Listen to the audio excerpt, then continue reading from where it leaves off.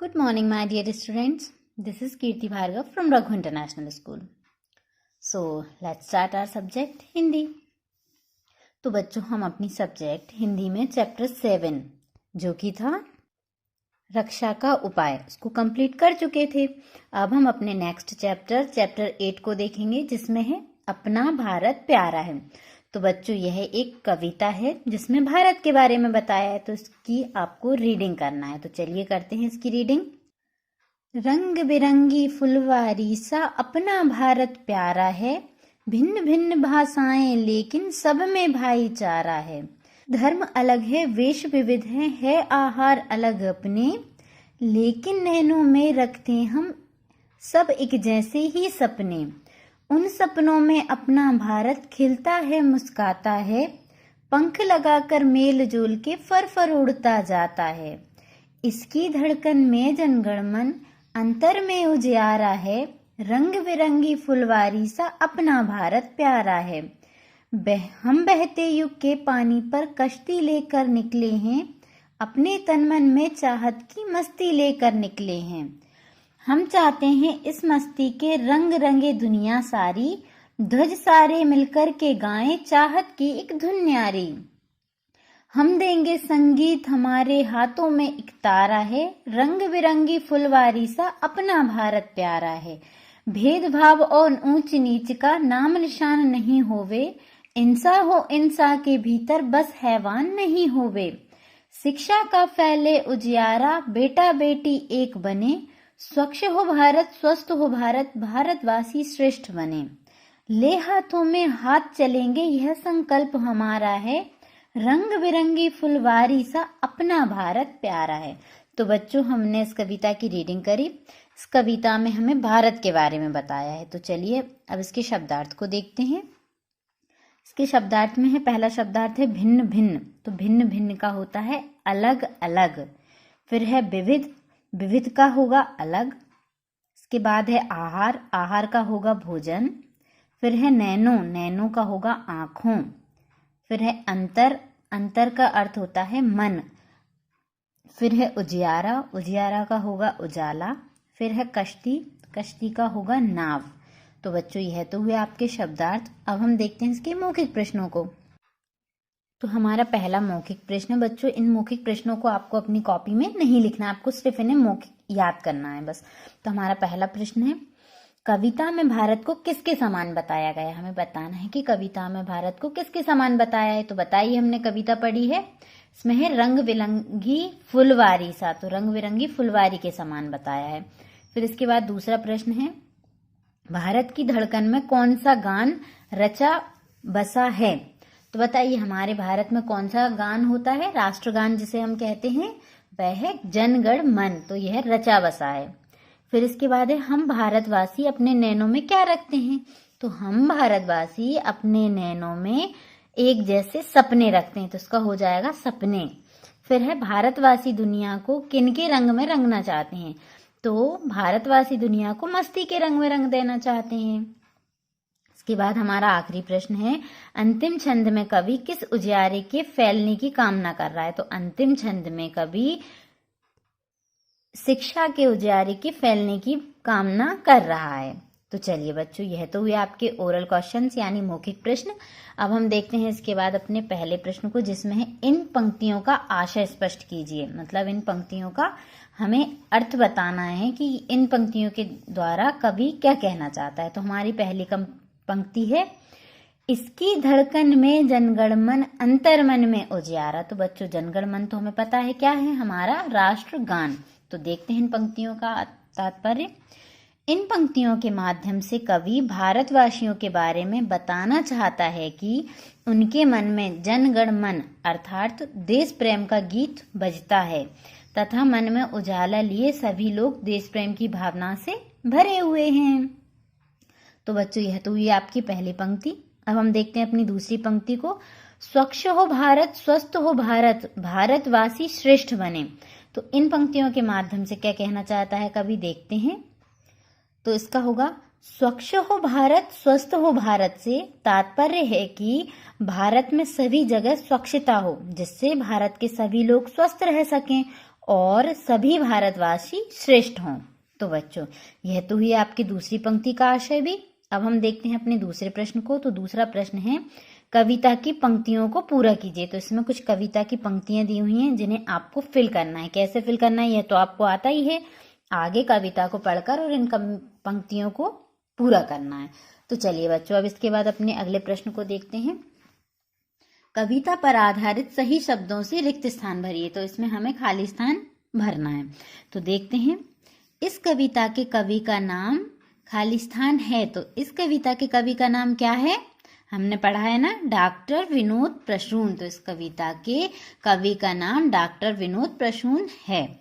फिर इसके बाद अगला है, हमारे देश में बहुत सी भाषाएं हैं, यहाँ बहुभाषी लोग रहते हैं जिसमें परस्पर खाली स्थान की भावना है। तो जिसमें परस्पर किसकी भावना है? भाईचारे की भावना है। अब इसके बाद हमारा अगला वाक्य है, हम घृणा व वैर भाव को हटाकर वैश्विक एकता बढ़ाना चाहते हैं। तो बच्चों तीसरे खाली स्थान में आ जाएगा एकता। फिर इसके बाद हमारा अगला वाक्य है, राष्ट्र के हर नागरिक की धड़कनों में जनगण मन यानी अपने राष्ट्र के प्रति खाली स्थान का भाव वसा है। तो इसमें हो जाएगा राष्ट्र के प्रति प्रेम का भाव वसा है। फिर इसके बाद है, आधुनिक भारत में हमें बेटा और बेटी को खाली स्थान मानना चाहिए। तो आधुनिक भारत में हमें बेटा और बेटी को एक मानना चाहिए। तो चलिए बच्चों यह तो हुआ आपका प्रश्न। अब हम देखते हैं अपने अगले प्रश्न को। सही कथन पर सही और गलत पर गलत का निशान लगाइए। तो इसमें कुछ वाक्य दिए हुए हैं जिन्हें हमें बताना है कि कविता के अनुसार वह सही है या गलत है। तो चलिए देखते हैं, भारतवासी अपने नैनों में खिलते मुस्कुराते तथा प्रगति के पथ पर अग्रसर भारत के सपने देखते हैं। तो यह वाक्य सही है या गलत है? तो यह वाक्य सही है। इस पर हमें सही का निशान लगाना है। फिर इसके बाद है, हम केवल अपने देश को चाहत के रंग में रंग देना चाहते हैं। तो बताइए, केवल चाहत के रंग में नहीं, मस्ती के रंग में रंग देना चाहते हैं। तो यह वाक्य गलत होगा। फिर इसके बाद है, हमने संकल्प लिया है कि हम अपने भारत को स्वच्छ व स्वस्थ बनाएंगे। तो लिया है ना बच्चों, हम सभी ने संकल्प कि हम अपने देश को, हम अपने भारत को स्वच्छ व स्वस्थ बनाएंगे। तो इसके आगे हम सही का निशान लगा देंगे। फिर इसके बाद है, भारत में धर्म, वेश, खान पान, भाषाओं आदि में समानता दिखाई देती है। आदि में क्या दिखाई देती है? समानता। मतलब यह सभी एक जैसे दिखाई देते हैं। तो बताइए, समानता दिखाई देती है? नहीं। तो यह वाक्य गलत होगा।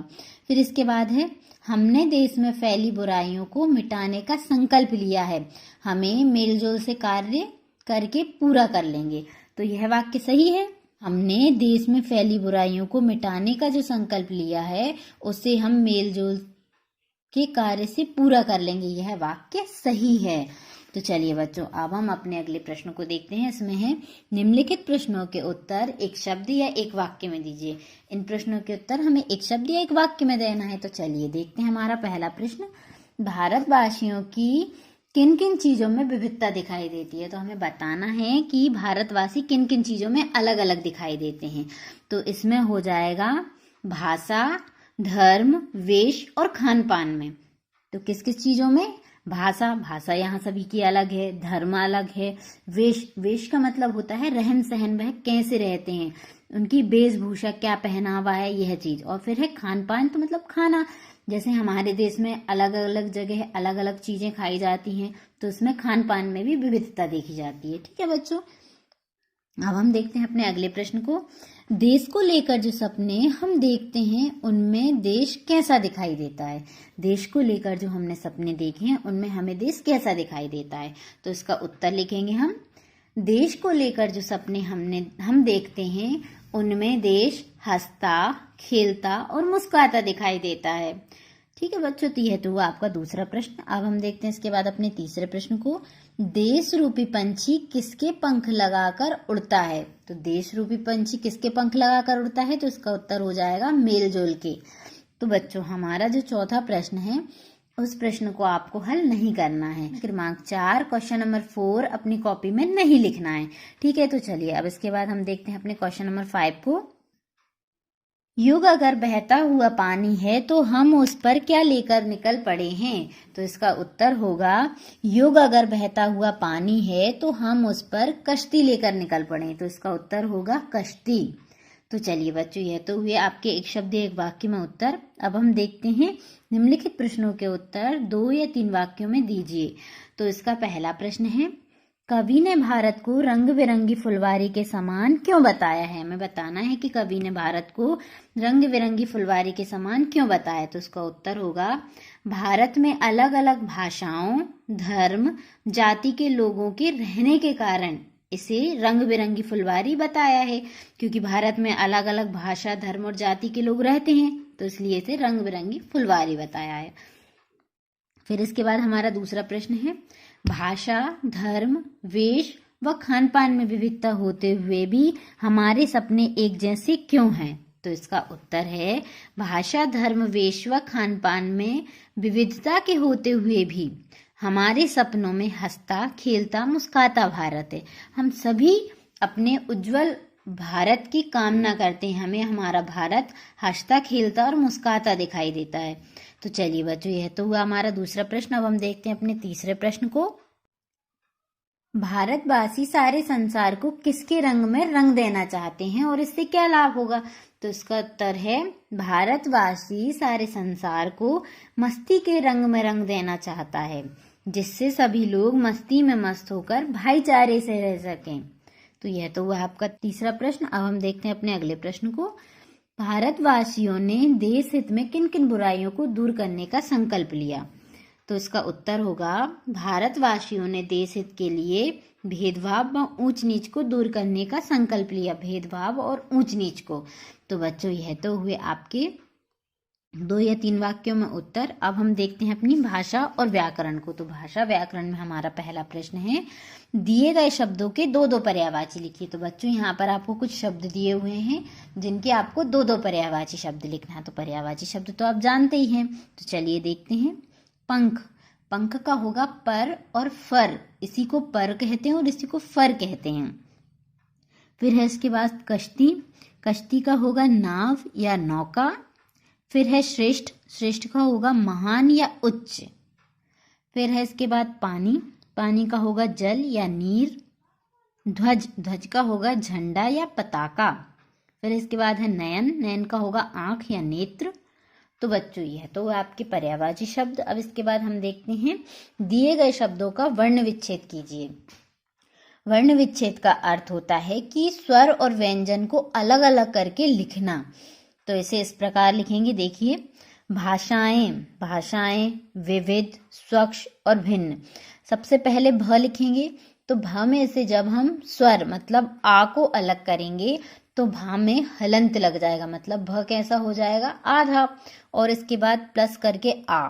फिर ऐसे ही श, श में से हलंत निकालेंगे, सा में से स्वर को निकालेंगे तो श में हलंत लग जाएगा। फिर आ, ए और ए में चंद्रबिंदी। ये इस प्रकार वर्ण विच्छेद हो जाएगा। इसी प्रकार आपको विविध, स्वच्छ और भिन्न के करना है। तो चलिए बच्चों, यह तो हुआ आपका दूसरा प्रश्न। अब हम देखते हैं अपने तीसरे प्रश्न को। नीचे दिए गए विशेष्यों के आगे कम से कम 2 उपयुक्त विशेषण लगाइए। तो विशेषण और विशेष्य किसे कहते हैं? विशेष्य वह जिसकी विशेषता बताई जाती है, और जिन शब्दों के द्वारा विशेषता बताई जाती है उन्हें विशेषण कहते हैं। मतलब विशेषता बताने वाले शब्दों को विशेषण कहते हैं और जिसकी विशेषता बताई जा रही है उसे विशेष्य कहते हैं। जैसे यदि मैं कहूं राम बहुत अच्छा लड़का है, तो यहाँ पर विशेषता किसकी बताई जा रही है? राम की। तो राम विशेष्य होगा और विशेषण जो शब्द है बहुत अच्छा, तो यह विशेषण होगा। तो ऐसे ही हम देखते हैं यहाँ पर कुछ आपको विशेषण दिए हुए हैं, विशेष्य दिए हुए हैं, इनके विशेषण शब्द लिखना है 2-2। तो विशेष्य है भारत, तो भारत का दिया हुआ है प्यारा, न्यारा, अनुपम, अतुलनीय, स्वस्थ। ऐसे ही फुलवारी, तो फुलवारी का होगा आकर्षक फुलवारी और मनमोहक फुलवारी। फिर इसके बाद लोग, तो लोग का होगा अच्छे लोग और भले लोग। फिर इसके बाद है पोशाक, पोशाक में होगा सुंदर पोशाक, रंग बिरंगी पोशाक। फिर इसके बाद है देश, देश में होगा प्यारा देश और न्यारा देश। फिर इसके बाद है मैदान, तो मैदान का होगा बड़ा मैदान और खुला मैदान। तो चलिए बच्चों, अब हम अपने चौथे प्रश्न को देखते हैं। कविता में आए तुकांत शब्द छांट कर लिखिए। तुकांत शब्द वह होते हैं जिनका अंत मेल खाता है, जैसे प्यारा, भाईचारा। तो प्यारा लास्ट में रा आ रहा है, ऐसे ही भाईचारा, तो यह दोनों मैच मतलब मिल रहे हैं। तो इसमें होगा अपने, अपने का होगा सपने, उजियारा प्यारा, सारी न्यारी, मुस्काता खिलता, कश्ती मश्ती, हैवान और निशान। तो यह शब्द तुकांत शब्द कहलाते हैं, जिनकी आखिर में तुक मिलती है। तो बच्चों, यह तो हुआ आपका पाठ 8, अपना भारत प्यारा है। यदि आपको इसमें किसी भी तरह की प्रॉब्लम आती है तो आप मुझसे डिस्कस कर सकते हो। ठीक है बच्चों, थैंक यू।